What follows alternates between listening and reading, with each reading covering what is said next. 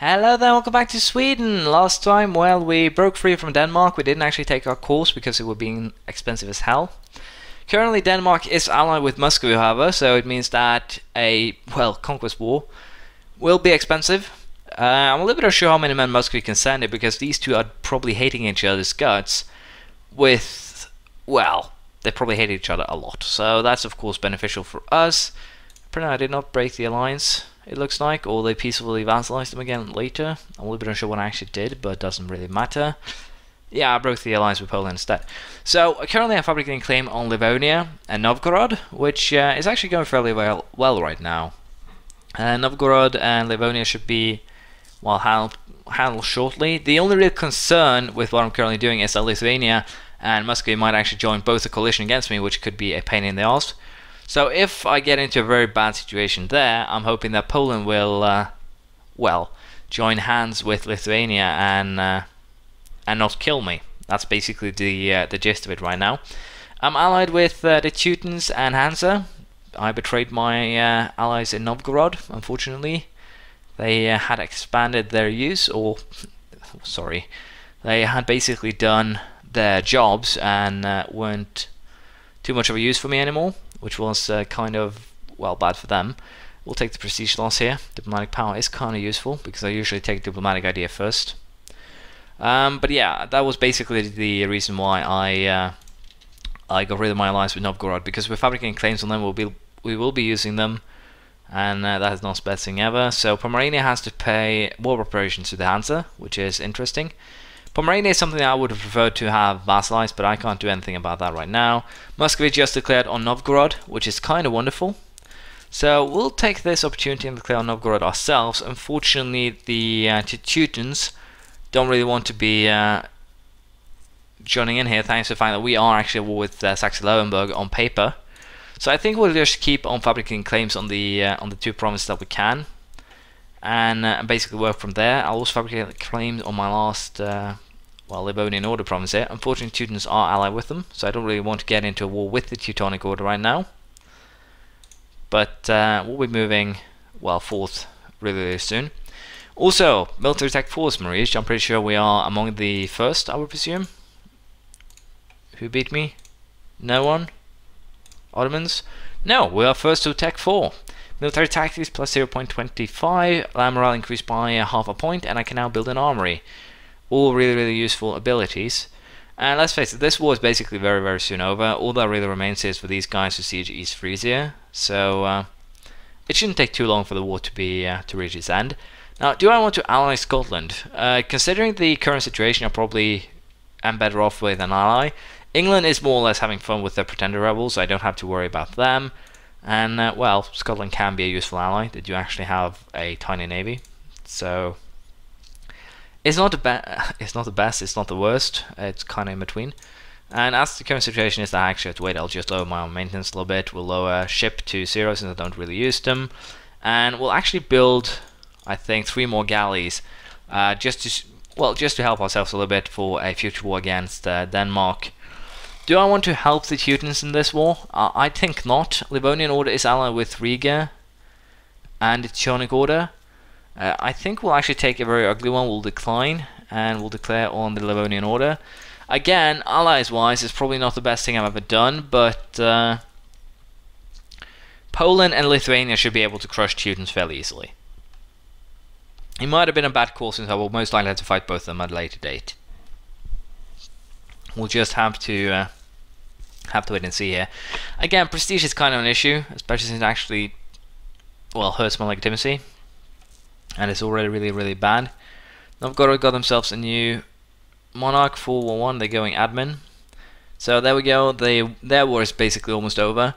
I'm a little bit unsure if I want to just declare on Novgorod as once also now, and then just declare on Livonia once. Well, Teutons won't actually join here. So that's good. Can I get a military access from Novgorod? Yeah, I can get a military access right now, so that works great. I can then just walk into Livonia, deal with them. They're actually at war with Poland, so this works, again, completely to my advantage. We can just take Narva, then work from there. Do I want to call Riga in as a co-belligerent? Not really.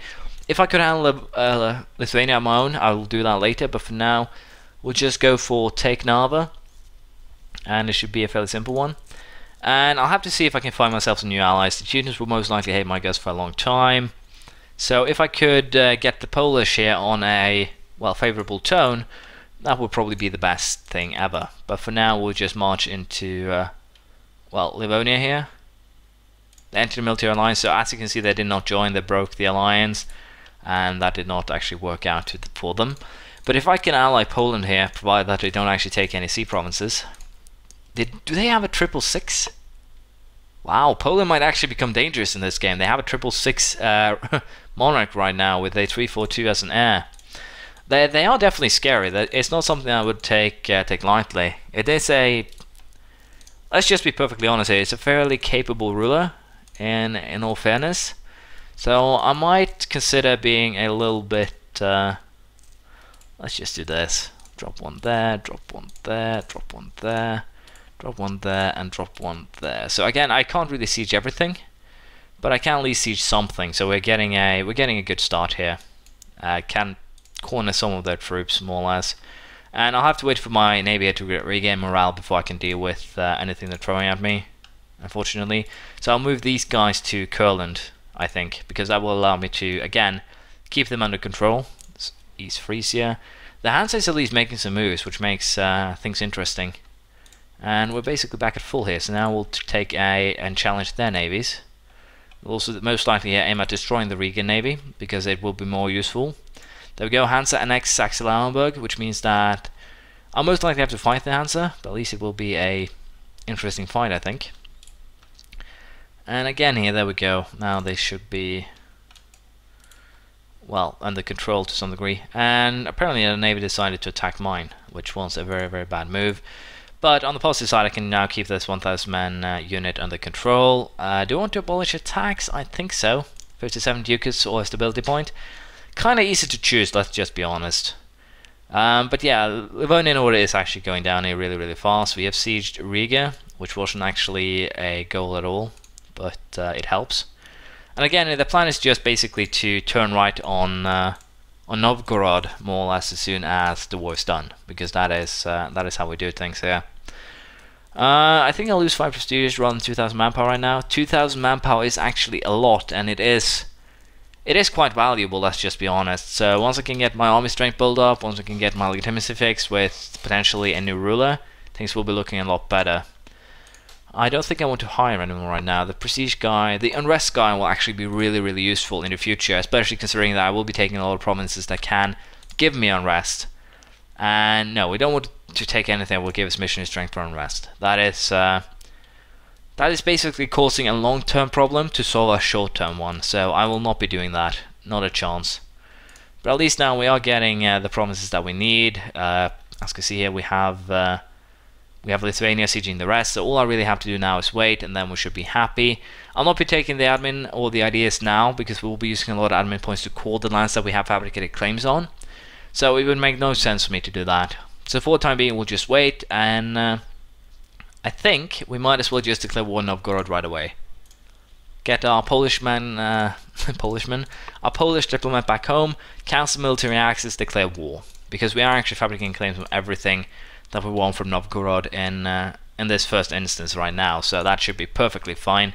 I'm also kind of tempted to see what well, Muscovy actually takes. If things go really well here, we could go for a vassalization of Novgorod, then reconquer what Muscovy took. That could also work if Muscovy gets greedy here. So let's face it, no matter what Muscovy does here, it will most likely work to our advantage. That's at least my sense here.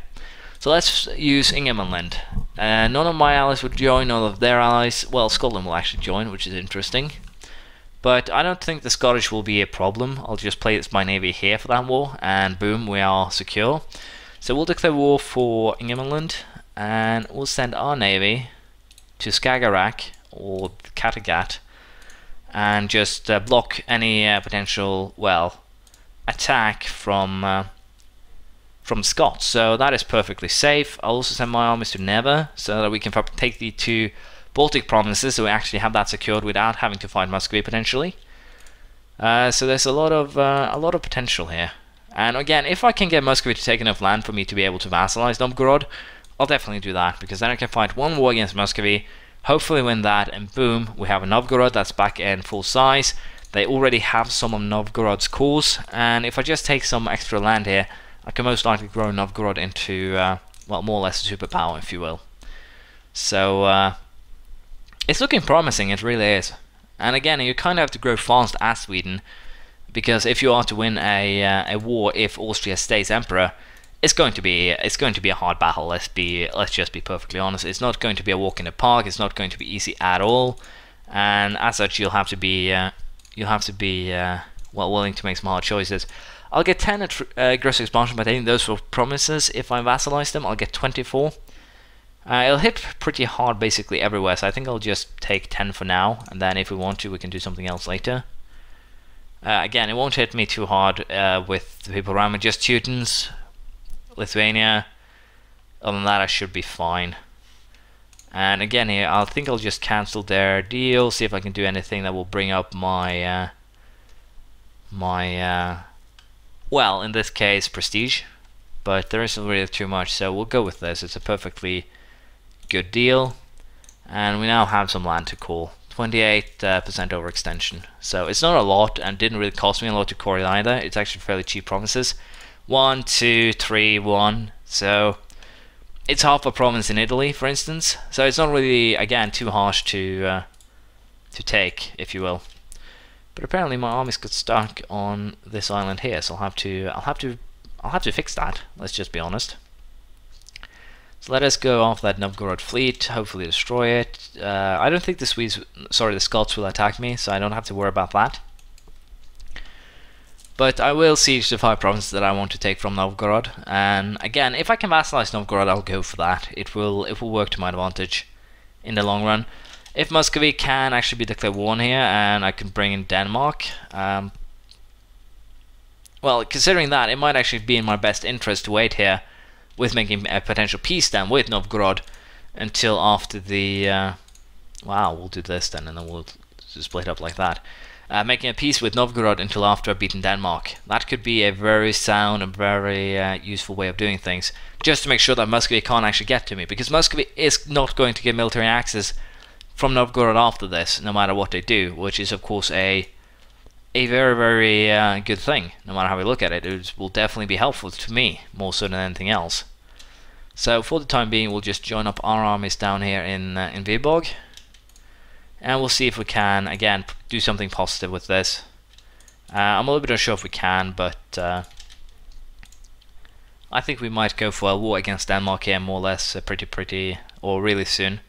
I think we'll take that little help of the prestige, and as you can see, the Shamanist Zealots are we're actually having issues with heretics and zealots, so with that in mind, I think we are actually going to increase the autonomy in these. Again, it's not the best thing ever, but the unrest here is pretty damn high due to legitimacy, overextension, war exhaustion, a lot of things.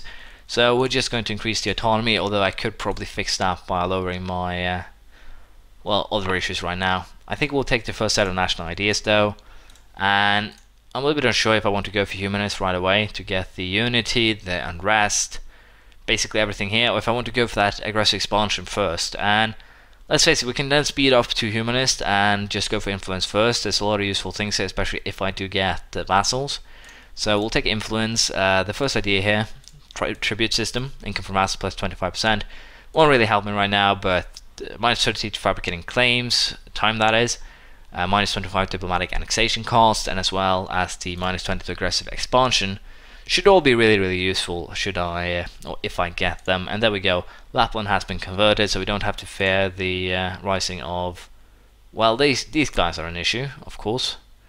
20 autonomy in all provinces. Well, these guys are actually going to be capable of rising up, aren't they? 124 points to fix them, if you will. I think we'll try and reduce, well, my bad there. How do I want to play this is the question right now. I could ally Muscovy, that's an interesting one. Do I want to sacrifice military power for this right now, just to make sure I don't get them?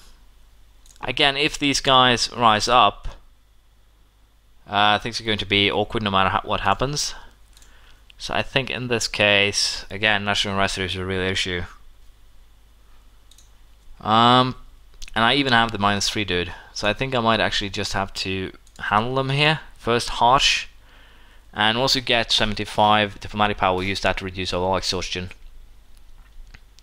I don't really see a better way to do this right now, especially with the rebel issues. So yeah, I'll have to pull my troops back most likely as soon as possible, and then we'll see what happens. Now Novgorod, can I vassalize them? 160%, so they're a little bit too high right now.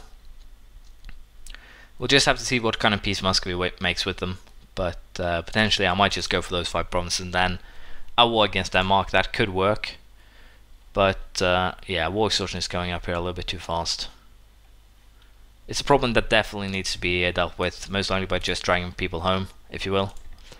So right now we can reduce the war exhaustion next month, and of course we are going to do this because it will slow down the heretics and most likely, well, hopefully lead to a more peaceful well, setting.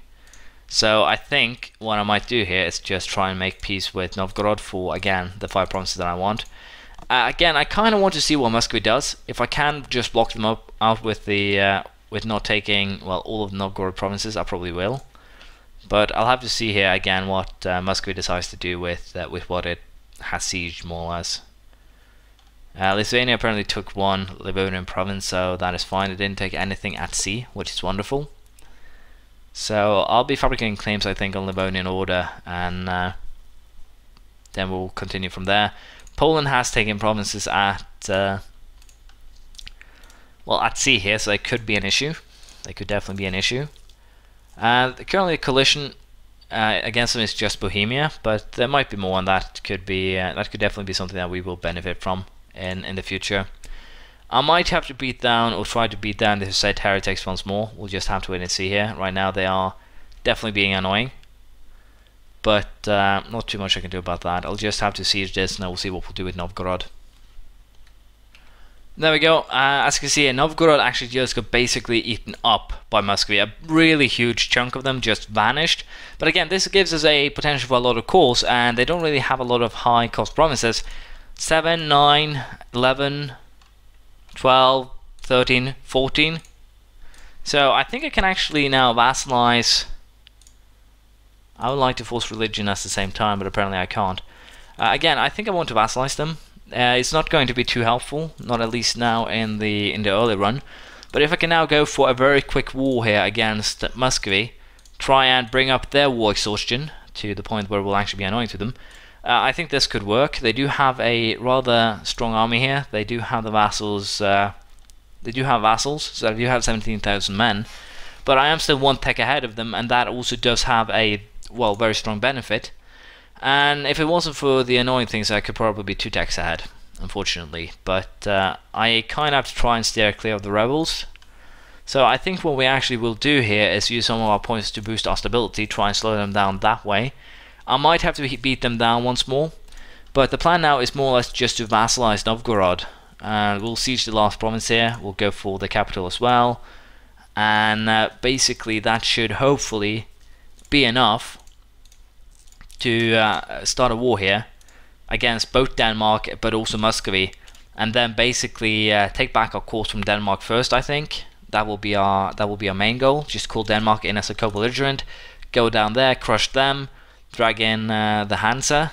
That could work. That could definitely work if I play my cards right. I can try here get an alliance again with the Teutons, which would help. Well, it wouldn't help a lot, but it would definitely be helpful. And again, if I can just, well, get an alliance with Bohemia, Poland, Lithuania, for instance. Well, Lithuania hates my guts, so that's probably a no, but still, it would be useful. So I'll consider that next time and see what we do. Thank you for watching. Please leave a comment, praise, criticism, anything you feel like, and I'll see you next time. Bye.